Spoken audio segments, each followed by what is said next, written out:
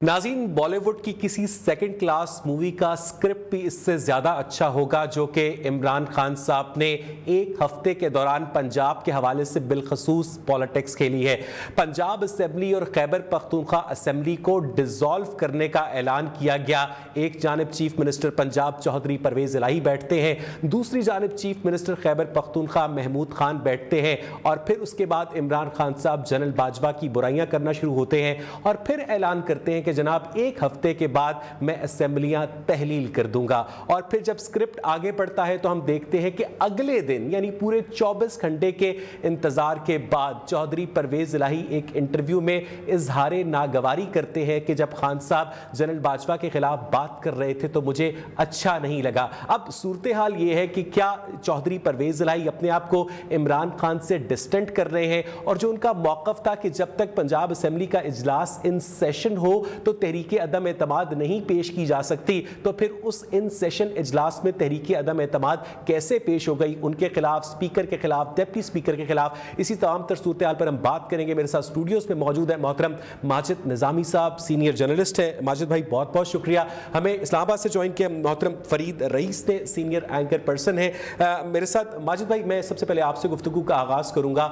आपको क्या लगता है कि ये जो चौधरी परवेज इलाही मौक़िफ़ अपना रहे हैं, अपने आप को खान साहब से डिस्टेंट करते हुए और कह रहे हैं कि जनाब मोहसिनों के खिलाफ इस तरह से बात नहीं करना चाहिए, ये सिर्फ और सिर्फ बहाना है उस बात से मुकरने के लिए कि पंजाब असेंबली खान साहब की अमानत है? माजिद साहब जी बहुत शुक्रिया। इसमें हमें 2 से 3 चीज़ों को देखने की ज़रूरत है। एक तो ये है कि हमें इस चीज़ का बखूबी एहसास होना चाहिए कि चौधरी परवेज़ इलाही इमरान खान के इत्तेहादी हैं और चूँकि वो उनकी जमात के नहीं हैं तो इसलिए गाहे गाहे वो इस चीज़ पर ज़ोर देते रहते हैं और ये बताते रहते हैं कि उनका एज ए इत्तेहादी स्टेटस बरकरार रहे और कोई ये ना समझ ले कि वो तहरीक इंसाफ का हिस्सा बन गए। दूसरी बात ये है कि इसमें हमें जो पंजाब के कॉन्टेक्स्ट में देखनी चाहिए वो ये है कि चूँकि अब अगले इलेक्शंस की तरफ बात जा रही है और मुस्लिम लीग काफ चूँकि एक छोटा इत्तेहादी है पंजाब असम्बली के अंदर, तो उनकी ये कोशिश है कि उन्हें इसी सियासी सूरत हाल के अंदर नए इलेक्शंस के लिए कोई अच्छी पैकेज डील मिल जाए और उसके लिए जो सबसे अहम जमात है वो तहरीक इंसाफ ही है। तो इसलिए आजकल की जो सूरत हाल है उसमें अगर आपने नोट किया हो तो जहां पंजाब असम्बली के नंबर्स की बात चल रही है, जहां गवर्नर राज की अदम एतमाद की असम्बलियों की तहलील की बात चल रही है, वहां तहरीक इंसाफ और मुस्लिम लीग काफ की मीटिंग्स सीट एडजस्टमेंट के हवाले से भी हो रही हैं। तो वो मुस्लिम लीग काफ ऐसा लगता है कि वो ये चाह रहे हैं कि इसी सियासी हंगामे के अंदर वो अपनी आइंदा सियासी पोजीशन को ये सब तो तब होगा ना जब असेंबली डिसॉल्व हो जाए। जब असेंबली डिसॉल्व करने से ही लेतो लाल से काम लिया जा रहा है। जब इस बात की भी खबर गर्दिश कर रही है कि चौधरी परवेज इलाही किसी भी वक्त मुस्ताफ़ी हो सकते हैं। पीपल्स पार्टी ने भी दावा किया है कि अगला वज़ीर आला पंजाब पीपल्स पार्टी से होगा और वो भी इसी असेंबली से होगा। तो फिर हम कहाँ स्टैंड करते हैं माजिद?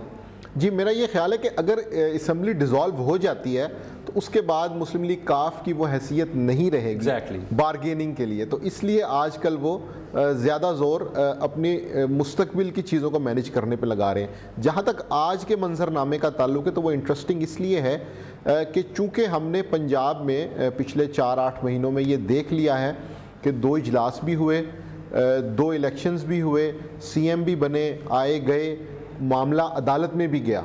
तो इसलिए आज भी ऐसा लगता है कि कोई भी सियासी फ्रीक अपने मौक़िफ़ से हटेगा नहीं और आज भी शाम में हमें ऐसे मनाजिर देखने को मिलेंगे कि हमें असम्बली के बाहर कोई हंगामा आराई, कोई जलसा जुलूस, इस तरह के मामला देखने को मिलेंगे क्योंकि गवर्नर चूँकि मुस्लिम लीग नून के हैं वो इस हवाले से कोई नोटिफिकेशन जारी भी करते हैं तो उसकी इम्प्लीमेंटेशन कैसे राना की स्टेटमेंट थी बीइंग फेडरल इंटीरियर मिनिस्टर कि हम वज़ीर आला हाउस को सील भी कर सकते हैं।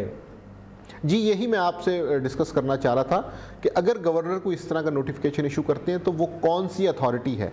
क्या वो पंजाब पुलिस को अपने ज़ेर इस्तेमाल लेके आएंगे या रेंजर्स बुलाई जाएगी? तो मेरा ख्याल है कि अभी इन सियासी बयानात में और अमली तौर पे इन चीज़ों को नाफिज करने में खासा फ़र्क नज़र आ रहा है। आपको लगता है कि जिस तरह से इमरान खान साहब ने 2 दिन पहले स्टेटमेंट दी है कि चौधरी परवेज़ इलाही इस्टेब्लिशमेंट का प्रेशर ले जाते हैं, तो इसमें वो चौधरी परवेज़ इलाही से दरूनी अल्फाज ये अपील कर रहे हैं कि बराए मेहरबानी आप इस्टेब्लिशमेंट का प्रेशर ना लें और मेरे कहने के ऊपर असेंबली डिसॉल्व करने की जानिब आएँ? और लेकिन अब जब तहरीक अदम एतमाद पेश हो चुकी है तो अब तो ये ऑप्शन ही ख़त्म हो गया माजिद।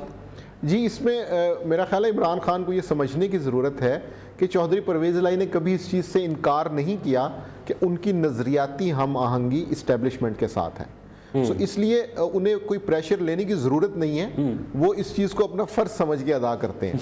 तो इसलिए इमरान खान को और तहरीक इंसाफ को ये समझना चाहिए कि ये दबाव का मसला नहीं है। उनकी डे 1 से लाइन और लेंथ जो पॉलिटिकल है वो उसी तरफ ही है जहाँ पे इस्टेब्लिशमेंट का झुकाव होगा। तो चौधरी परवेज़ इलाही, जो इमरान खान साहब ने नेम शेमिंग का सिलसिला शुरू किया हुआ है चौधरी परवेज़ इलाही को, तो फौरन उनसे अलग हो जाना चाहिए था, अपना इत्तेहाद ख़त्म कर देना चाहिए था अगर वो इस्टेब्लिशमेंट के नेचुरल एलाय हैं माजिद। ये बात इसलिए भी थोड़ी सी मुश्किल है क्योंकि चौधरी परवेज़ इलाही के पास तहरीक इंसाफ के अलावा कोई बेहतर ऑप्शन इस वक्त मौजूद नहीं है, क्योंकि पीडीएम से वो कतई ताल्लुक़ कर चुके हैं और बिल्कुल 99 पे जाके उन्होंने अपनी साइड चेंज कर ली थी। तो इसलिए चूंकि पीडीएम की जानिब वो जा नहीं सकते, तो इसलिए वो ये चाहते हैं कि वो थोड़ा सा खींच तान के दबाव में रख के अपनी बातें मनवा के तहरीक इंसाफ के माजिद साहब, हमें हसन खावर साहब ने ज्वाइन किया है, पाकिस्तान तहरीक इंसाफ के रहनुमा। हसन साहब, बहुत बहुत शुक्रिया आपके वक्त के लिए। ये बताइएगा कि जिस तरह से चौधरी परवेज़ इलाही ने कहा है कि मुझे खान साहब का जनरल बाजवा को बुरा भला कहना अच्छा नहीं लगा, आपको लगता है कि चौधरी परवेज़ इलाही अब भी पंजाब असेंबली के हवाले से वही करेंगे जो खान साहब चाहेंगे और तहरीक अदम एतमाद पेश होने के बाद अब असेंबली डिसॉल्व करने की ऑप्शन क्या खत्म हो चुकी है? हसन साहब, बिस्मिल्लाहिर्रहमानिर्रहीम। देखिए, जो जनरल बाजवा साहब के बारे में परवेज़ इलाही साहब का एक पॉइंट ऑफ व्यू है वो एक अलग बात है। असेंबलीज की रेजोल्यूशन और हमारे साथ इत्तेहाद जो है एक अलग बात है। हमारे साथ इत्तेहाद होने का मतलब ये बिल्कुल नहीं है कि उनकी राय भी हमारी राय में जम हो जाए और किसी चीज़ पे वो डिसएग्री ना करें। उनकी अपनी राय है, हमारी अपनी राय है, और उनकी पार्टी के साथ जाहिर है कि वो सारा कुछ नहीं हुआ जो हमारे साथ हुआ है। ना ही उनके सेनेटर्स को, उनके लीडर्स को उनको निशाना बनाया गया है, ना ही वो रजीम चेंज में उस तरह से अफेक्ट हुए। तो मेरा ख्याल है कि उनकी राय अपने फैक्ट्स के ऊपर है, कोई उससे हर्ज नहीं है। दूसरी बात यह है कि परवेज़ इलाही साहब ने हमें अपना साथ देने की मुकम्मल यकीन दहानी कराई भी है, पहले दिन से करवाई। उन्होंने अपनी राय जरूर दी है, लेकिन उन्होंने कहा है कि ये असेंबली जो है इमरान खान साहब की अमानत है और जो वो कहेंगे हम चलेंगे। लेकिन Hasan sahab I am extremely sorry, you are very eloquent. मुझे ये बताइएगा कि जनरल बाजवा अगर रजीम चेंज के अंदर इन्वॉल्व थे और चौधरी परवेज़ इलाही जनरल बाजवा को अपने मोहसिन मानते हैं, उनके खिलाफ कोई बात बर्दाश्त नहीं करते, तो इस 180 डिग्री के जो मुखालिफ पॉइंट ऑफ व्यू के साथ भी चौधरी परवेज़ इलाही आपके इत्तेहादी हैं हसन साहब? जी बिल्कुल बिल्कुल, हमारे इत्तेहादी है जी। उसकी वजह यह है कि सियासत के अंदर जो है हमने ये देखना है कि हम मिलके कैसे चल सकते हैं। हमारे अच्छा होता अगर वो हमारे हकायक से एग्री करते, हमारी ओपिनियन रखते, हमारी एक ओपिनियन रहती, बड़ी अच्छी बात होती। नहीं भी रखते तो ये कोई ऐसा स्टम्बलिंग ब्लॉक नहीं है कि हम कहें कि जी इस वजह से अलायंस उनका अपना व्यू है, हमारा अपना व्यू है, पहले भी था आज भी है। अच्छा, दूसरी बात जो मैं आपको बताने की कोशिश कर रहा हूँ वो ये है कि परवेज़ इलाही साहब ने इमरान खान को मुकम्मल यकीन दहानी करवाई है कि हम आपके साथ हैं, और जब तक कि कोई हकायक उसके बरक्स ना हो तो कोई जरूरत नहीं उस चीज़ को डाउट करने की। वो हमारे साथ चलते आए हैं, हमारे साथ चलेंगे। जाहिर है कि इसी में उनको भी अपना एक, उनका भी ये सियासी फैसला है, हमारा भी सियासी फैसला है, और अगर हमारे साथ ना वो चलना चाहते तो अलग हो जाते। आखिर वो नहीं हुए ना, उन्होंने ये फैसला हमारे साथ किया। अब जाहिर है कि जब तक तहरीक अदम एतमाद है और उस पर वोटिंग नहीं हो जाती तो असेंबलियों की तहलील नहीं हो सकती। तो हसन साहब, ये एक टेक्निकल पॉइंट है, मैं इस पर भी आपकी क्लैरिटी चाह रहा था कि इससे पहले स्पीकर पंजाब असेंबली की जानिब से ये कहा गया कि जब तक असेंबली इजलास जो है इन सेशन हो तो तहरीक अदम एतमाद पेश नहीं हो सकती, और बकौल उनके असेंबली इजलास इन सेशन था। तो आप समझते हैं कि ये तहरीक अदम एतमाद वैलिड है? लेकिन बात यह है कि तहरीक अदम एतमाद, और जो मोटी बात है वो करनी बड़ी ज़रूरी है। पहली बात यह है कि तहरीक अदम एतमाद या एतमाद के हवाले से कानून बड़ा वाज़ेह है, सुप्रीम कोर्ट का फैसला है। ये सारा नंबरों पर डिपेंड करता है कि आपकी पार्टी के नंबर कितनी है। अगर आप पार्टी के मौक़िफ़ से हट के वोट देंगे वो वोट काउंट नहीं होगा, ये बड़ा क्लियर अदालती फैसला है। ठीक है उनके पास हसन साहब जरा तवक्कुफ कीजिएगा। फरीद रईस साहब भी हमारे साथ इस्लामाबाद स्टूडियोज में मौजूद हैं। फरीद साहब, मैं ये मैथ्स की इक्वेशन समझने से कासिर हूं जो कि हसार खावर साहब कह रहे हैं कि चौधरी परवेज इलाही जनरल बाजवा को मोहसिन मानते हैं और इमरान खान जनरल बाजवा के खिलाफ वाज़ेह स्टांस ले रहे हैं, और उसके बावजूद भी इमरान खान और चौधरी परवेज इलाही सियासी इत्तेहादी हैं। फरीद रईस।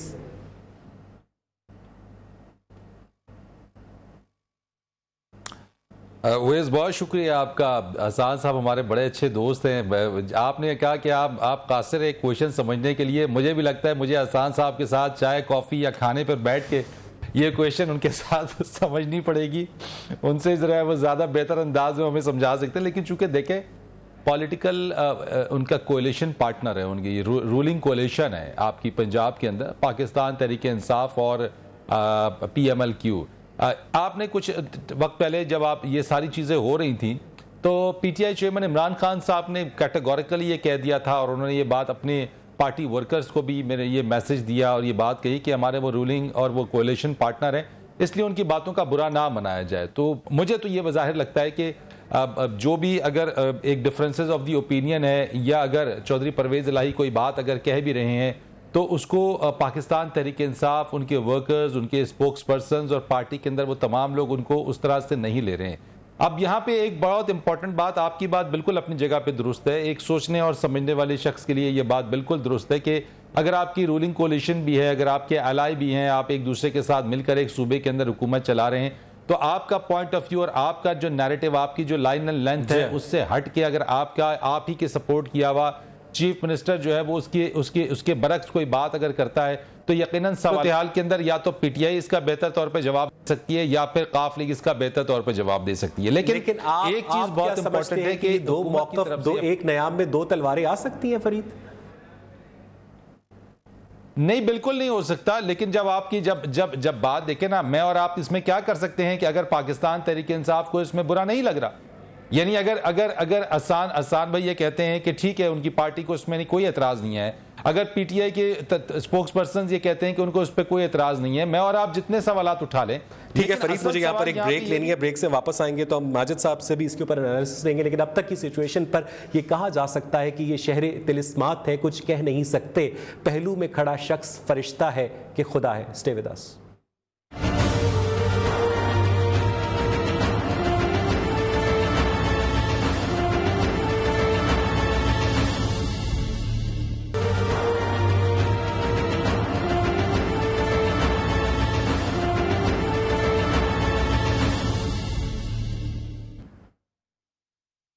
वेलकम बैक नाज़रीन। ब्रेक से पहले हम बात कर रहे थे खास तौर पर पंजाब की सूरत हाल के हवाले से कि चौधरी परवेज़ इलाही के खिलाफ जो तहरीक अदम एतमाद पेश की जा रही है, क्या वो कामयाब होगी, और क्या जो इमरान खान का दावा था कि वो पंजाब असम्बली डिज़ोल्व करके और KP असम्बली डिज़ोल्व करके मुल्क की 70% पॉपुलेशन को इलेक्शंस की जानिब ले जाएंगे, क्या इमरान खान उसमें कामयाब होंगे या नहीं? माजिद जी बहुत शुक्रिया। ये इस सारे मामले को देखने के लिए अगर हम पंजाब असम्बली में मौजूदा जो सियासी जमातों की नुमाइंदगी है उस पर नज़र डालें तो हमें बड़ी एक दिलचस्प सूरत हाल नज़र आती है।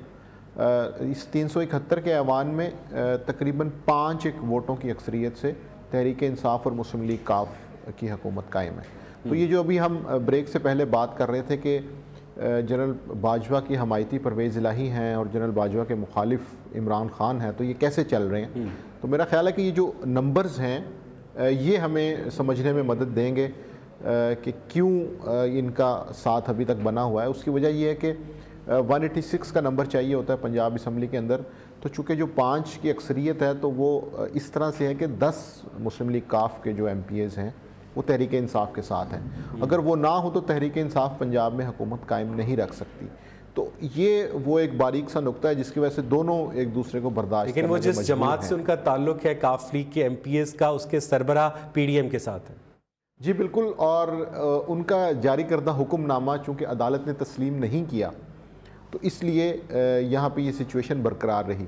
तो अब जो मौजूदा असम्बली की सूरत हाल है उसमें 7 वोट पीपल्स पार्टी के हैं जो कि फैसला कुन साबित हो सकते हैं, लेकिन ऐसा कोई इम्कान नज़र नहीं आता कि पीपल्स पार्टी और तहरीक इंसाफ का कोई इत्तेहाद हो जाए।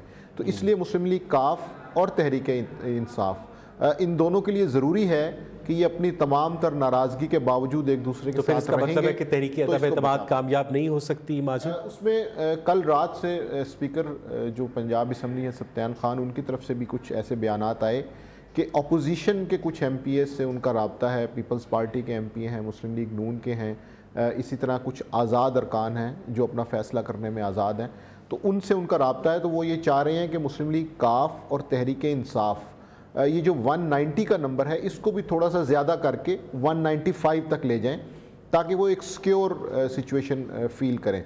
दूसरी तरफ मुस्लिम लीग नून का और PDM के जो हल्के हैं उनका ये दावा है कि जी हमारे पास तकरीबन 15 के करीब ऐसे MPs हैं जो तमाम तर सियासी हंगामे के बावजूद तहरीक इंसाफ को छोड़ने के लिए तैयार हैं। तो दावे तो दोनों तरफ से किए जा रहे हैं, लेकिन फिर वो अदालत का हुक्म तो वापस आड़े नहीं आ जाएगा कि आप, क्योंकि अदालत ने दो तरह के अहकाम दिए हैं। एक दफ़ा उसने पार्टी सरबराह की जो राय है उसका एहतराम किया है, और दूसरी जानिब उसने जो पार्टी का जो पार्लियामेंट के अंदर जो सरबराह है उसकी राय का एहतराम किया है।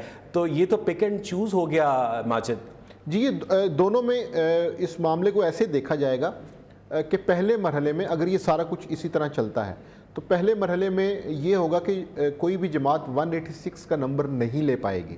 ठीक है, वफादारियाँ तब्दील होने की वजह से या मेंबरान के गैर हाजिर होने की वजह से या उनकी बीमारी की वजह से जो भी वजूहात तराशी जाएंगी, तो जब 186 का नंबर पूरा नहीं होगा तो उसके बाद जो दूसरा इलेक्शन का राउंड होता है उसमें जिस फरीक के पास ज़्यादा नंबर होते हैं, सिंपल मेजॉरिटी, हाँ वो सिंपल मेजॉरिटी में उसमें आ जाता है। अच्छा फरीद, आपने ये सारा जो नंबर गेम का एनालिसिस सुना माजिद निज़ामी का, आपको लगता है कि तहरीक अदम एतमाद कामयाब होगी फरीद? देखिए, बड़ा स्ट्रगल करना पड़ेगा इस चीज़ के अंदर। जिस तरीके से अभी माजिद ने बड़ी अच्छे अंदाज के अंदर इस नंबर गेम्स को बढ़ा दिया, लेकिन एक बात देखें तय, आप पाकिस्तान की सियासत के अंदर और नंबर गेम्स की जब आप बात करते हैं और जब इस तरह की अदम एतमाद और आपकी इस तरह की जो मूव चलती है, अब एनीथिंग कैन बी पॉसिबल। यानी यहाँ पे हम बैठ के जितने भी तज्जिए कर लें कि अगर आज जो है वो PDM के पास अगर नंबर्स पूरे नहीं है या वो नंबर पूरे करने के लिए उनको जो है वो स्ट्रगल करनी पड़ेगी, उसके अंदर जो है वो अगर आसिफ अली जरदारी बैठे हैं लाहौर के अंदर, तो आपको अंदाज़ा है कि आसिफ अली जरदारी साहब जो है वो जोड़ तोड़ के तो बहुत ज़्यादा माहिर हैं। यानी वो जोड़ तोड़ में जब आए और जब वो जोड़ तोड़ करने लगे तो फिर नामुमकिन जो है वो भी मुमकिन हो जाता है। यानी वो सारी वो जैसे कहते हैं कि एंडलेस पॉसिबिलिटीज़ हो जाती हैं फिर वो। तो मैं समझता हूँ कि ऐसी सूरत हाल के अंदर जहाँ पे गुज़िश्ता रोज़ हमने देखा कि आसिफ अली जरदारी की चौधरी शुजात से तवातुर के साथ मुलाकातें हुई, प्राइम मिनिस्टर के साथ मुशावरत हुई, मियाँ नवाज शरीफ साहब के साथ मुशावरत हुई, उसके बाद पाकिस्तान पीपल्स पार्टी के CM पंजाब के लिए 3 नाम भी फ्लोट किए। वो 3 नामों में हसन मुर्तज़ा उसके अंदर शामिल हैं, उसमें अली हैदर गिलानी शामिल हैं, उसके अंदर आमिर महमूद अहमद शामिल हैं। तो ये वो 3 नाम है जो कि पाकिस्तान पीपल्स पार्टी को ये 3 नाम रिप्रेजेंट कर रहे हैं, गो के हैं तो PDM के प्लेटफॉर्म के ऊपर, लेकिन ताल्लुक इनका इन जो नाम है उनका पीपल्स पार्टी से है। इसका मतलब ये हुआ कि अच्छा एक चीज और सामने आई जिसमें हमने देखा कि स्पीकर और डिप्टी स्पीकर के लिए जो मुशावरत हुई है उसमें अंडरस्टैंडिंग ये तय पाई है कि वो स्पीकर और डिप्टी स्पीकर नून लीग की तरफ से होगा। इसका मतलब ये हुआ कि PDM ने अपने तौर के ऊपर जो अपना होमवर्क है वो पूरा कर रखा है। उन्होंने अगर ये एतमाद और अदम एतमाद वाली जो मामला है यानी दोनों उन्होंने तीर एक साथ फेंके हैं, तो इसके अंदर कहीं ना कहीं उनके माइंड में ये चीजें जरूर हैं कि उनका होमवर्क है और वो होमवर्क पूरा करके बैठे कि उसकी पॉसिबिलिटीज। अच्छा यहाँ पर मुझे एक जहन में बड़ा एक अहम सवाल भी आ रहा है फरीद, मैं आपसे पूछना चाहूँगा, लेकिन उससे पहले मैं अयाज शुजा की जानिब जाऊँगा जो कि इस वक्त पंजाब असम्बली के बाहर मौजूद है। अयाज शुजा, क्या इतलात मौसूल हो रही है अंदर से, कितने अरकान पंजाब असम्बली अब तक पहुँचे हैं? वैसे अभी तक तो यहाँ कोई नहीं पहुँचा, सुबह से सिर्फ मीडिया यहाँ पे मौजूद है। ताहम स्पीकर पंजाब असम्बली की जानिब से हदायत जारी कर दी गई हैं असम्बली सेक्रेटेरिएट को कि अगर मुस्लिम लीग नून या किसी भी जमात के कोई MPA रुकन असम्बली आना चाहें तो आ सकते हैं, लेकिन आज यहाँ पे इजलास नहीं है। गवर्नर पंजाब की जानिब से जो इजलास तलब किया गया था उसको कल ही स्पीकर ने अपनी 2 सफ़ात की रूलिंग के ज़रिए गैर कानूनी और गैर आइनी करार दे दिया था। इसलिए जो PTI और मुस्लिम लीग काफ का होमवर्क है वो ये है कि जुम्मे की दोपहर 2 बजे तक इजलास मुलतवी किया गया था कल, और जुम्मे की दोपहर 2 बजे ही चौधरी परवेज़ इलाही के ख़िलाफ़ जो तहरीक अदम एतमाद जमा करवाई गई है उस पर अपोजिशन को कहा जाएगा कि वो अपने नंबर्स शो करें। तो इस सूरत में नंबर्स शो करने अपोजिशन की जिम्मेदारी है। जब आप तहरीक अदम एतमाद जमा करवाते हैं तो 186 नंबर PDM ने शो करने हैं, लेकिन उससे पहले ही आज ज़राए के मुताबिक मुस्लिम लीग नून के गवर्नर की जानिब से जो इजलास बुलाया गया है उस हवाले से अगर ये इजलास नहीं होता तो उस हमारे ज़राए के मुताबिक चौधरी परवेज़ इलाही के ख़िलाफ़ कार्रवाई की जाएगी और उनको डी नोटिफाई करने का भी इरादा कर चुके हैं गवर्नर पंजाब। और मलिक अहमद ख़ान, मैं फरीद रईस को बताता चलूँ कि जरदारी साहब ने अपने 3 नाम दिए हैं, तो मुस्लिम लीग नून ने भी आज अपना सुबह एक नाम दे दिया है। वज़ीर आला पंजाब के लिए मलिक अहमद ख़ान का नाम पेश किया गया है और चौधरी परवेज़ इलाही को डी नोटिफाई करने के बाद मलिक अहमद ख़ान को वज़ारत आला के लिए ले जाया जाएगा। लेकिन दूसरी जानिब PTI और मुस्लिम लीग काफ ने भी अपनी तैयारी मुकम्मल कर रखी है।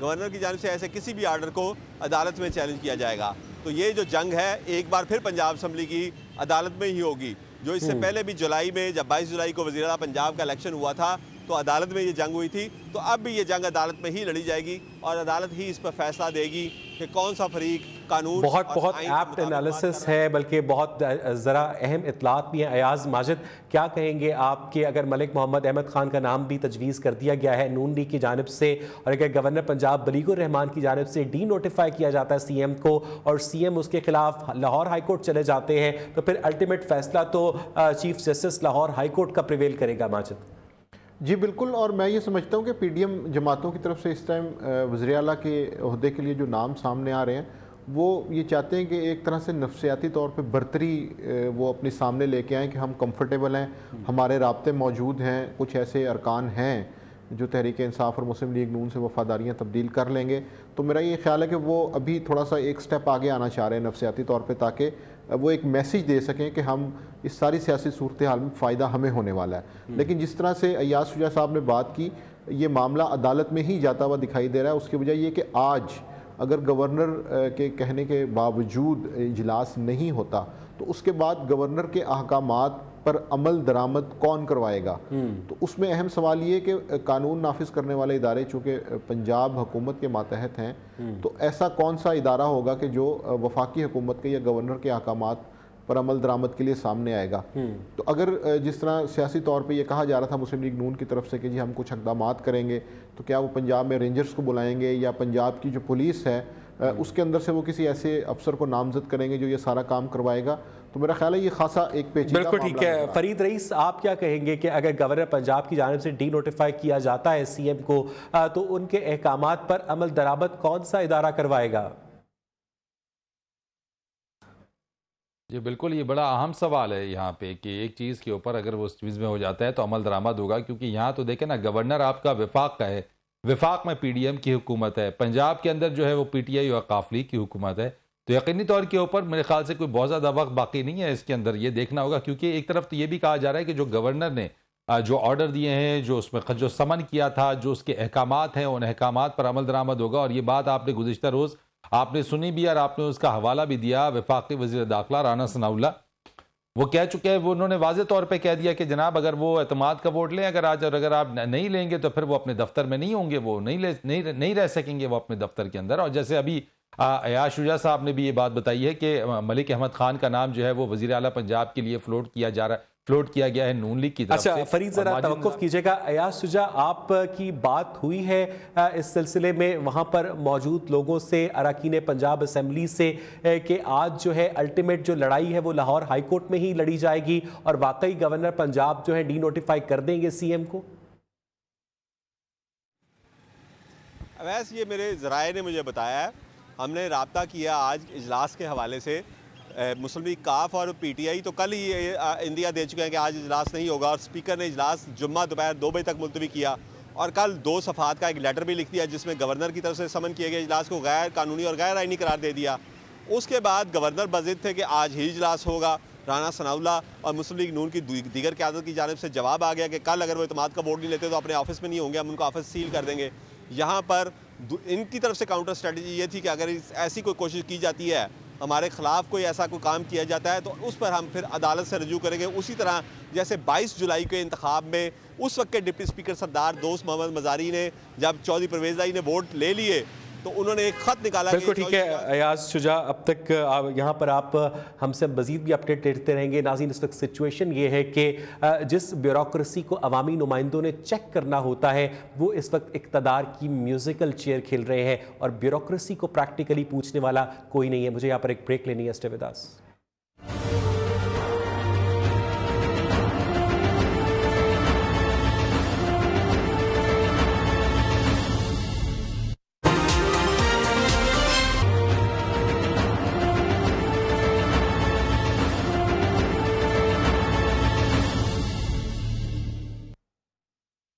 वेलकम बैक नाज़रीन। ब्रेक से पहले हम बात कर रहे थे कि क्या पंजाब असेंबली के तहरीक अदब एतमाद जो है वो कामयाब होगी या नहीं। इसी हवाले से बात करने के लिए हमें स्टूडियोज़ में ज्वाइन किया मोहतरम मोहम्मद उस्मान साहब ने, सीनियर सहाफ़ी है, और हमें कराची से फवाद अहमद ने भी ज्वाइन किया, सीनियर एंकर पर्सन है। उस्मान साहब, अब तक की गुफ्तगू के बाद ये बात सामने आई है कि असल फैसला जो है वो लाहौर हाई कोर्ट में होने जा रहा है। आप बाय करते हैं इसे? जी, मैं तो कल से ही कह रहा हूँ कि ये जो मामला है, जिस तरीके से 23 दिसंबर जब इमरान खान साहब ने तारीख दी थी, और उससे पहले अगर मैं उससे पीछे चले जाऊं तो जो फैज़ाबाद में उन्होंने जलसे से खिताब करते हुए ये कहा कि वो इस निज़ाम से बाहर निकल रहे हैं, असम्बलियों से बाहर निकल रहे हैं, उस वक्त उनके जो इत्तेहादी थे बड़े हैरान हुए थे कि जनाब हमसे मशवरा किए बगैर आप कैसे निकल सकते हैं। उसके बाद आपने देखा कि चौधरी परवेज़ लाई साहब दो टोक अंदाज में ये कहते रहे कि हमें असम्बलियों में रहना चाहिए, हमने काम करने हैं। एक तरफ तो वो ये भी कहते हैं कि हमें रहना चाहिए और दूसरी तरफ वो ये भी कहते रहे कि जनाब ये असम्बलियाँ इमरान खान साहब की अमानत है। तो ये दोनों चीज़ें साथ साथ चलती रहीं। फिर उनका जो इंटरव्यू हुआ जिसके अंदर उन्होंने जनरल बाजवा साहब के हवाले से इमरान खान साहब को तनकीद का निशाना बनाया, तो ये सारी सूरत हाल आपके सामने है। और दूसरी जानब आपने ये भी देखा कि ऐवान सदर में भी मुलाकातों का सिलसिला जारी है। इसहाक डार साहब तहरीक इंसाफ के जो प्रेसिडेंट हैं, जो पाकिस्तान के प्रेसिडेंट आरिफ अलवी साहब, उनसे मुज़ाकरात कर रहे हैं। और मेरा जो ख्याल है कि ये मैंने कल भी कहा था कि ये एक फेस सेविंग होगी इमरान खान साहब के लिए कि ये जो 23 दिसंबर को असम्बली नहीं टूटेगी और ये मामला अदालतों से हल होगा। कल असद उमर साहब भी ये कह चुके कि ये मामला अदालत में जाता हुआ देख रहा हूँ। आज जो है बाकी फवाद चौधरी साहब ये कह रहे हैं कि अगर पंजाब असम्बली ना टूटी तो खैबर पख्तूनख्वा असम्बली नहीं तोड़ेंगे। तो मेरा यहाँ पे एक सवाल है, तो चले पंजाब असम्बली वाला तो मामला एक आईनी बहरान का शिकार हो गया कि गवर्नर साहब कह रहे हैं कि जी मैंने इजलास बुलाया और वज़ीर आला साहब और स्पीकर साहब कह रहे हैं कि इस इजलास की कोई आईनी हैसियत नहीं है। चले इस मामला का फैसला तो करेगी अदालत। खैबर पख्तूनख्वा असम्बली का तो कोई मामला ज़ेर इल्तवा नहीं है, वहाँ पर तो बिल्कुल क्लियर एंड कट सिचुएशन है। वहाँ पे पाकिस्तान तहरीक इंसाफ उसकी असम्बली तोड़ दे 23 को, जो कि उनके चेयरमैन ने वादा किया हुआ है। मेरा ख्याल ये है कि ये असेंबलियां नहीं तोड़ेंगे तो फिर उसकी फेस सेविंग क्या बढ़ेगा। पंजाब असेंबली की तो फेस सेविंग कोर्ट हो गई ना, तो केपी असेंबली की फेस सेविंग के तौर पर क्या कहेंगे कि जनाब हमने ऐलान किया था कि दोनों असेंबलियां तोड़ेंगे या दोनों नहीं तोड़ेंगे? उस पे वाज़े यूटर्न ले लेंगे जो हमेशा लेते रहे हैं कि जनाब वो इस वक्त हमारे एमपीएस जो हैं इसके हक में नहीं है। और शुरू दिन से आपने देखा होगा वैस के पहले दिन से ही केपी के जो अरकान तहरीक इंसाफ के अरकान असेंबली थे वो ये कहते रहे हैं कि पहले पंजाब असेंबली तोड़ी जाए फिर हमारी बारी आए। अब तो वो इस बात पे बिल्कुल यकसू हो चुके होंगे कि जनाब जब तक पंजाब असेंबली का फैसला नहीं होगा हमारे मुस्तकबिल का भी फैसला नहीं होना चाहिए। अब दूसरा जो सवाल उनसे किया जा रहा है इससे हटते हुए कि जो सिचुएशन इस वक्त केपी के अंदर है, अमन अमान की जो सूरत हाल है, बहुत बड़ी जो तस्वीर हम देख रहे हैं कि तमाम के तमाम काबीना और वजीर आला महमूद खान साहब ने जमान पार्क में डेरे डाले हुए हैं, बन्नू के अंदर जो लड़ाई जारी है, उसके अलावा पुलिस एहलकार मारे। और बहुत बड़ा सवाल वहाँ के अवाम भी करते हैं और बाकी तज्जियाकार भी पूछते हैं कि जनाब ये प्रायोरिटी आपकी है कि असेंबली का मुस्तकबिल तय करने के लिए जमान पार्क में आपके डेरे डालना ज़्यादा अहम है? तो एक बहुत बड़ा सवाल है कि जो हालात चल रहे हैं, माशी सूरत हाल एक तरफ है, अमन अमान की सूरत हाल जो है वो दगरगुं हो रही है, रोज़ आपको ऐसी खबरें सुनने को मिल रही हैं। इस वक्त चैलेंजेस क्या है कि असेंबली तोड़ने से आपके मसाइल हल हो जाएंगे या पहले आपने इन चीज़ों को काबू करना है? माशी सूरत हाल का अंदाज़ा आप इससे लगा लें कि कल जो प्रेस कॉन्फ्रेंस वफाकी वज़रा की हुई है और जिस किस्म के इकदाम उन्होंने तजवीज़ किए हैं उसके अंदर तो आप सूरत हाल की संगीनी का अंदाज़ा लगाएं कि क्या इस सूरत हाल के अंदर आज अगर कोई मायदा तय हो जाता है, कोई इलेक्शन तय हो जाते हैं, कोई इंतखाबात का ये माहौल है कि आपके पास तो मेरा ख्याल इलेक्शन कराने के भी पैसे नहीं है, तो आप ये कड़वा घूंट कैसे पिएंगे? अच्छा उस्मान साहब, इससे पहले भी आप ये बात जिक्र कर चुके हैं कि मरियम नवाज और हमजा शहबाज हमें पंजाब के ग्राउंड पर नजर नहीं आते और अगर आज पंजाब में इलेक्शन होते हैं तो इमरान खान जीत जाएंगे। अच्छा, इस हवाले से भी मैं उस्मान साहब आपकी जाने पाऊंगा। एक अहम खबर अपने नाज़रीन के साथ शेयर करें कि जो मुतनाज़ ट्वीट केस था उसमें सेनेटर आज़म सवाती की जो दरख्वास्त ज़मानत है वो मुस्तरद हो चुकी है और इसका मतलब ये है कि सेनेटर आजम सवाती इस वक्त भी जेल के अंदर रहेंगे, उनकी फौरी रिहाई मुमकिन नहीं होगी। एक ही मामले के ऊपर उनके खिलाफ पाकिस्तान के तूलो अर्ज में दर्जनों मुकदमात दर्ज किए गए। बलूचिस्तान हाई कोर्ट ने उनको रिलीफ दिया तो उसके बाद सिंध में मुकदमात दर्ज कर लिए गए और उसके बाद ये इल्ज़ाम आयद किया गया कि जज आजम खान का ये कहना है कि आजम सवाती ने एक ही जुर्म 2 मरतबा किया, इसलिए उनकी ज़मानत मुस्तरद की जाती है। अगर वो एक जुर्म का इर्तकाब एक दफ़ा करते तो शायद कोर्ट के मुताबिक उनकी ज़मानत मंजूर कर ली जाती, लेकिन सेनेटर आजम सवाती ने एक ही जुर्म का इर्तकाब 2 मरतबा किया, इसलिए उनकी दरख्वास्त ज़मानत मुस्तरद की जाती है। सेनेटर आजम सवाती के हक़ में जिस तरह से बार बार PTI के चेयरमैन इमरान खान ने कैंपेन चलाई, जिस तरह से उन्होंने इदारों को मैलाइन किया, उसके बावजूद सेनेटर आजम सवाती की जमानत मंजूर न होना अपने अंदर बहुत ज़्यादा पॉलिटिकल इम्प्लिकेशंस भी रखता है, ख़ास तौर पर पाकिस्तान तहरीक इंसाफ के लिए, जिसे इस बात का फैसला करना होगा कि उससे ट्राउट मछली की तरह दरिया की समत में तैरना होगा या मुखालिफ। अब मुतनाज़ ट्वीट के केस में सेनेटर आजम सवाती के बारे में ये जजमेंट आई है कोर्ट की कि चूँकि उन्होंने एक ही जुर्म का 2 मरतबा इर्तकाब किया था, इसलिए उनकी दरख्वास्त ज़मानत मुस्तरद की जाती है और वो अब भी जेल की सलाखों के पीछे रहेंगे। सेनेटर आजम सवाती की जानिब से जिस तरह से इदारों के ऊपर तनकीद की गई थी, अपने ऊपर तशद्दुद की बात की गई थी, उसके बाद से अब ये उसके बाद से उनके खिलाफ मुकदमात दर्ज हुए, FIRs दर्ज हुई, मुल्क के तूलो अर्ज में उनके खिलाफ FIR दर्ज हुई और अब ये फैसला सामने आया है। हमारे कॉरेस्पॉन्डेंट मोहम्मद उवैस हमारे साथ मौजूद है। उवैस, बताइएगा क्या कहा फैसले पे और आजम सवाती के वकील ने इस पर रिस्पॉन्स दिया है?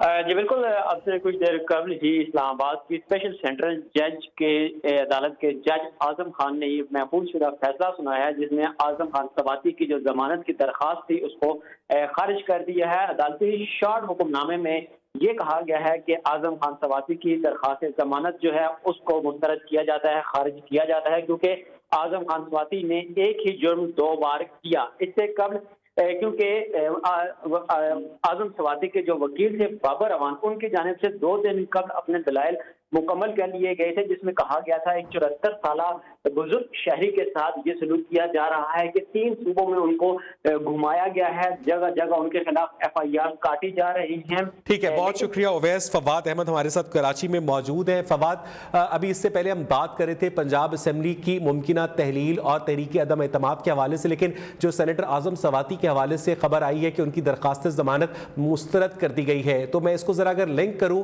तो फवाद, क्या हम कह सकते हैं कि एस्टैब्लिशमेंट और PTI के दरमियान कोल्ड वॉर अब भी बरकरार है?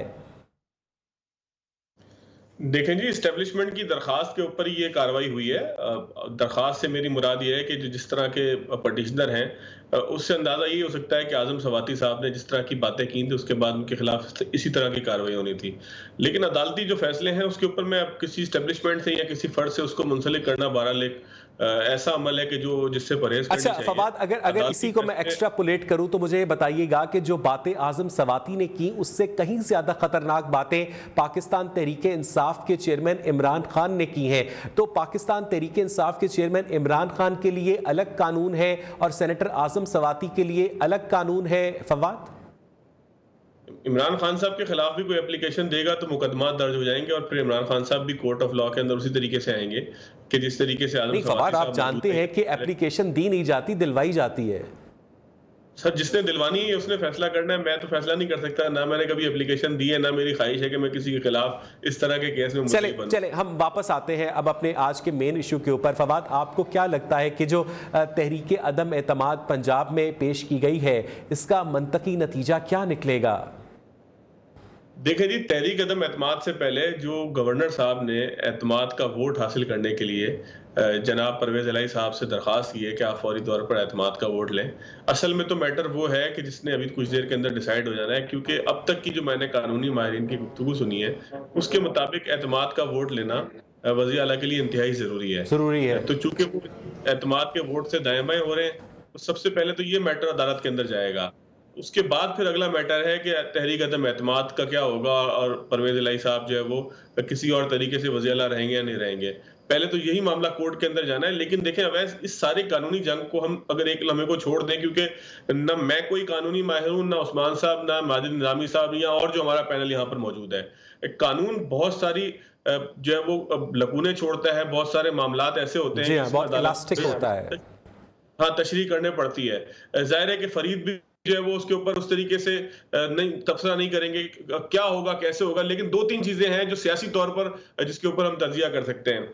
एक तो इमरान खान साहब के इर्द गिर्द जो लोग बैठे हुए हैं, जिस तरह से बाबर अवान साहब है माशाल्लाह, उनकी मैंने एक वीडियो देखी कि वो बड़े अजीब व गरीब अंदाज में ये बता रहे हैं कि किस तरीके से इमरान खान साहब की सजा माफ की जा सकती है अगर सदर पाकिस्तान चाहें।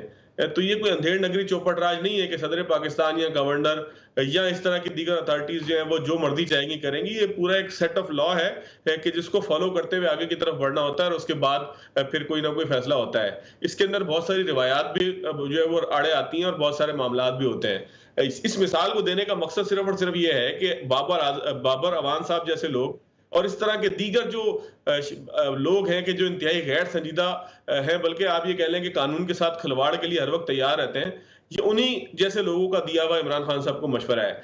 लेकिन मैं इस बात पर मुझे यकीन है कि इमरान खान साहब को बखूबी इस बात का अंदाजा होगा कि वो जो स्टेप लेने जा रहे हैं उसके जवाब में हुकूमत वक्त यानी कि पीडीएम की हुकूमत क्या क्या इकदाम कर सकती है, गवर्नर साहब किस तरीके से रिस्पॉन्ड कर सकते हैं, तहरीक अदम एतमाद की सूरत में क्या कुछ हो सकता है। लेकिन एक गैप बहरहाल मौजूद था कि जिसका इशारा परवेज इलाही साहब ने किया। परवेज इलाही साहब का अगर आप ARY को दिया हुआ इंटरव्यू सुने तो उसमें उन्होंने कहा कि जी मैंने इमरान खान साहब को बताया कि अगर हमने थोड़ा सा भी लूज छोड़ा तो नून लीग वाले आकर हुकूमत ले लेंगे। इसका मतलब ये है कि उनको अंदाजा था कि कहीं पर ऐसा गैप मौजूद है कि जिसको फिल करते हुए या कोई ऐसा जो है वो सिरा मौजूद है कि जिसको पकड़ते हुए नून लीग जो है वो इक़्तिदार के ऊपर काबिज आ सकती है। अब वो नून लीग या उसकी इत्तेहादी जमातें दोनों को अगर आप एक साथ पढ़ लें तो ज्यादा बेहतर होगा। तो आपको लगता है फवाद के कोर्ट से फैसला जो है वो नून लीग के और पीपल्स पार्टी की कोalition के हक में आ जाएगा और परवेज इलाही वजीर आला पंजाब नहीं रहेंगे? देखिए जी, अदालत के अंदर क्या पॉइंट्स पेश होते हैं, अदालत में किस चीज के ऊपर जो है वो कौन पहुंचता है, ये तो आने वाला वक्त बताएगा। लेकिन जो एक मामला जो एक तज्जिए की हैसियत से हमें लगता है, उससे ज्यादा जो अफसोसनाक बात है ना अवैस, वो समझने की ये है कि 10 अप्रैल 2022 से लेकर दिसंबर 2022 आज के दिन तक सियासतदानों ने पाकिस्तान के और खास तौर पर जनाब इमरान खान साहब ने इंतहाई गैर संजीदा। अच्छा फवाद, जरा तवक्कुफ कीजिएगा, अहम खबर से अपने नाज़रीन को अपडेट करें कि तहरीक इंसाफ की MPA सुमेरा अहमद ने इमरान खान की मुबैना ऑडियो लीक्स को जाली करार दे दिया है। अपने नाज़रीन को एक मरतबा फिर अपडेट करें कि पाकिस्तान तहरीक इंसाफ की MPA सुमेरा अहमद ने इमरान खान के खिलाफ ऑडियोज़ को जाली करार दे दिया है और ये कहा है कि जाली प्रोपेगेंडे को नहीं मानते, इमरान खान के ऊपर अंधा एतमाद है। उन्होंने क्या कहा देखिए। ऑनेस्टली आप अगर उनको गौर से सुने तो they all sound so fake कि वो जोड़ जोड़ के जैसे बनाई होती हैं। ऑफ कोर्स आई थिंक ना आवाम मानती है। आज के इजलास में खान साहब पे एतमाद का इजहार भी किया जाएगा। इसका एतमाद का इजहार भी करेंगे। हम तो जी खान साहब के साथ हैं, जैसे हम we blindly trust him. Sumera Ahmed का ये कहना था कि अगर आप इमरान खान की मुबैना ऑडियो लीक्स को गौर से सुने तो उन्हें तोड़ तोड़ कर बनाया गया है, जिससे वाज़े होता है कि ये मुकम्मल तौर पर फेक है। हम इमरान खान के खिलाफ मनफी प्रोपेगेंडे को बिल्कुल मुस्तरद करते हैं और हमें इमरान खान के ऊपर अंधा एतमाद है।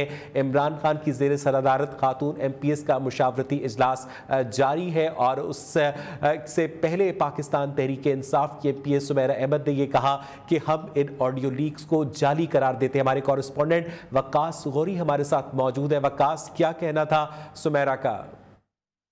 जी बिल्कुल, इज़मान पार्क में इस वक्त जो है लाहौर की PTI की जो अरकान असम्बली हैं वो पहुंची हैं इमरान खान से मुलाकात करने के लिए और उनका कहना है कि ये जो मुलाकात है इसमें मौजूदा सियासी सूरत पर मुशावरत होगी। MPA सुमेरा अहमद जब यहाँ पहुंची तो मैंने उनसे पूछा कि इमरान खान की ऑडियो लीक जो है उनके बारे में वो क्या कहेंगे। जो मुबैना इस वक्त ऑडियोज जो है वो सोशल मीडिया पर वायरल है, तो उनका कहना था कि ये जो ऑडियो है ये फेक है और एक ये पैच वर्क जो है वो किया गया है, एक दूसरे से मुताबिकत नहीं रखती। जिस पर मैंने उनसे पूछा कि क्या आज के इजलास में खवातीन अरकान जो हैं वो इमरान खान पर भी एतमाद का इजहार करेंगी, तो सुमैरा अहमद मुस्कुराते हुए और कहका लगाकर चली गई और ये कहने लगी कि इमरान खान पर जो पीटीआई की अरकान है वो अंधा एतमाद करती हैं और ये जो एतमाद है ये कायम रहेगा।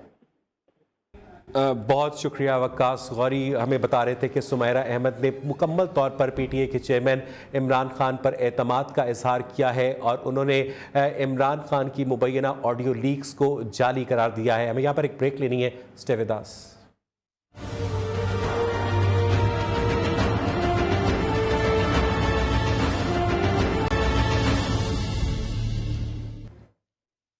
नाज़रीन, हमने आज की ट्रांसमिशन का आगाज़ किया था पंजाब असेंबली के अंदर तहरीक अदम एतमाद की सिचुएशन से, लेकिन जिस तेज़ी से खबरें आ रही हैं, पॉलिटिकल सिचुएशन अपने आप को एक्सपैंड कर रही है। अभी जो सुमैरा अहमद ने ज़मान पार्क में गुफ्तगू की है हमारे कॉरेस्पॉन्डेंट वक्कास गौरी से, और उन्होंने इमरान खान की जो मुबैना ऑडियो लीक्स है उन्हें जाली करार दिया है। इस पर एक छोटा सा कमेंट उस्मान साहब मैं आपका चाहूँगा कि मरियम नवाज़ की और PMLN की जितनी ऑडियोज़ होती हैं वो हमेशा PTI के नज़दीक बगैर किसी फोरेंसिक के एनालिसिस के असली होती हैं और तोड़ तोड़ कर नहीं बनाई गई होती, लेकिन PTI की सारी जाली होती है। ऐसा क्यों है उस्मान साहब? देखें वैसे सबसे पहले तो मैं ये तमाम जो गोरख धंधा चल रहा है ये लीक्स वाला, तो मैं इसकी पुरजोर मजम्मत करता हूँ। अगर मरियम नवाज़ की लीक होती हैं ऑडियो लीक मुबैना तौर पर, या इमरान खान साहब की ऑडियो लीक हैं, दोनों गलत हैं, ये होनी ही नहीं चाहिए।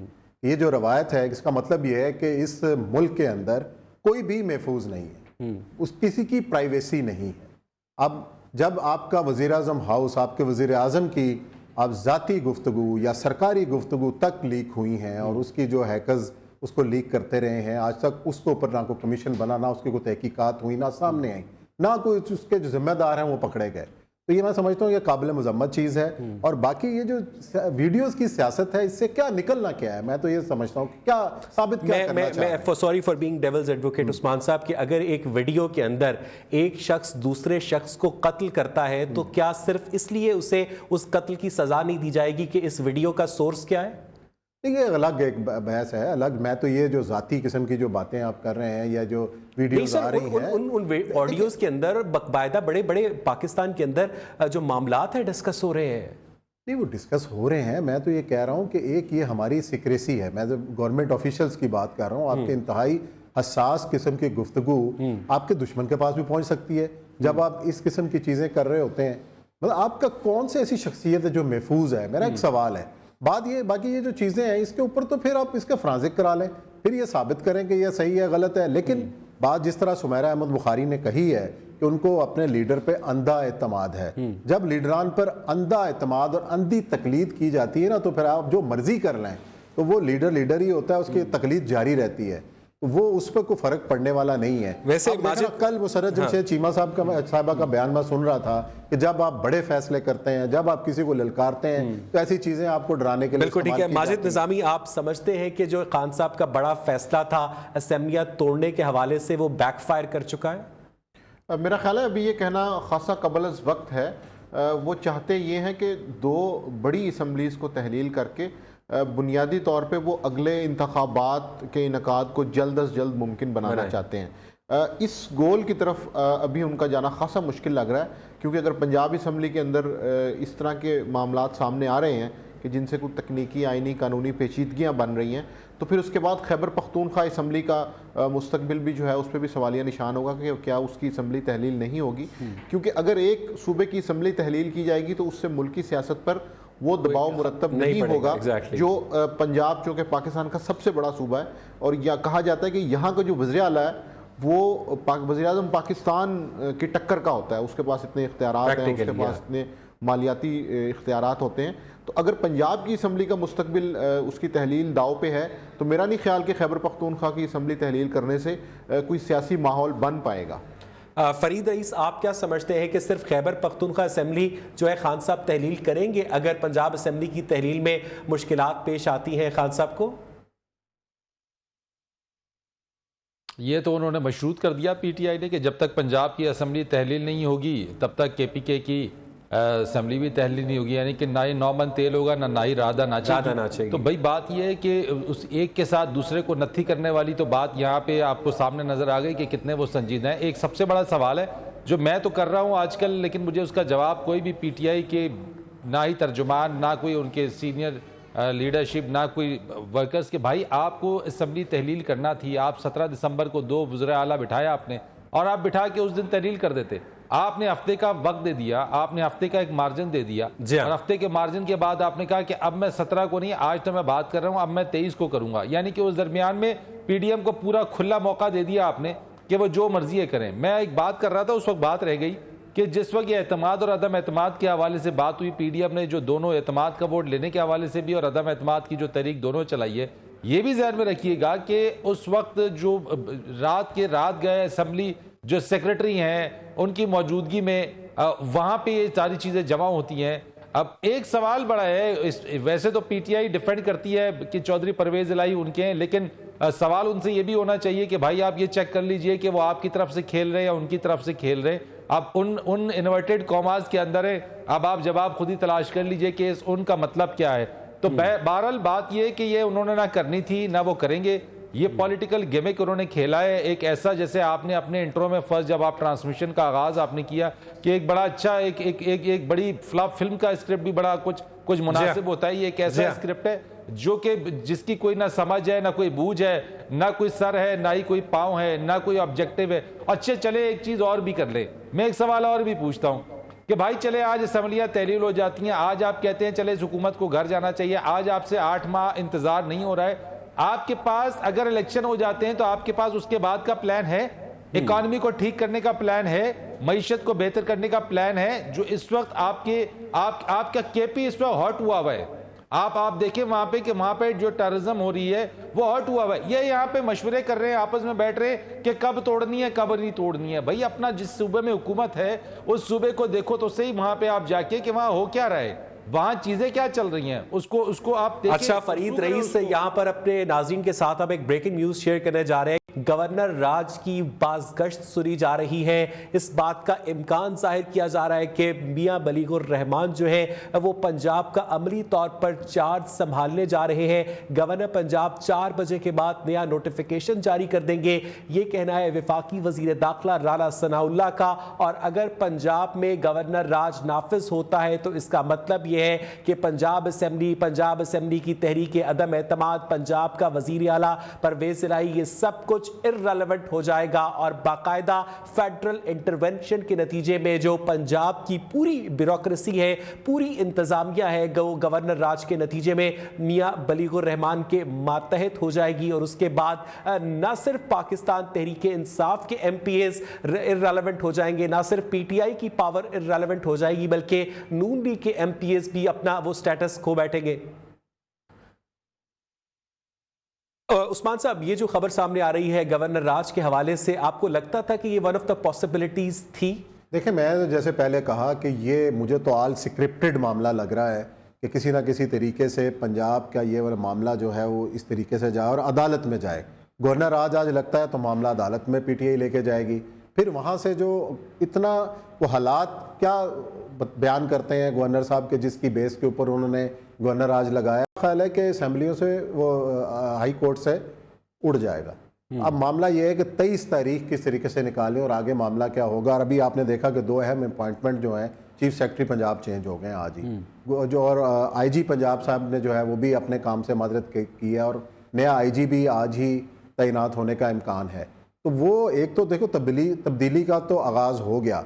अब बात यह है कि जो जिस तरह कह रहे, कल भी बलीगुर रहमान साहब ने ये कहा और उससे पहले राना सनाउल्लाह साहब ने कल कहा कि अगर ये एतमाद का वोट आज नहीं लेते हैं तो उसके बाद गवर्नर नया नोटिफिकेशन जारी कर देंगे। जो भी नोटिफिकेशन होगा खुद PTI इस मामले को लेकर अदालत जाएगी और मामला अब अदालत से तय होना है। लेकिन अगर अदालत ने गवर्नर राज को सेकेंड कर दिया, रेटिफाई कर दिया, तो फिर उस्मान साहब उसके बाद का फिर प्रोसेस है, वो माजिद बेहतर बता सकते हैं कि आगे उसके बाद फिर क्या आईनी और कानूनी ऑप्शंस जो हैं वो बचते हैं पाकिस्तान मुस्लिम लीग के पास और उसके इत्तेहादियों के पास, को किस तरीके से हुकूमत फिर चेंज करते हैं, क्या होगा, इस पे तो मरहल माज साहब के पे ज़्यादा स्टडी है। चले इसके ऊपर हम फवाद अहमद की भी राय लेंगे, लेकिन उससे पहले नाज़रीन मुझे यहाँ पर एक ब्रेक लेनी है। Stay with us.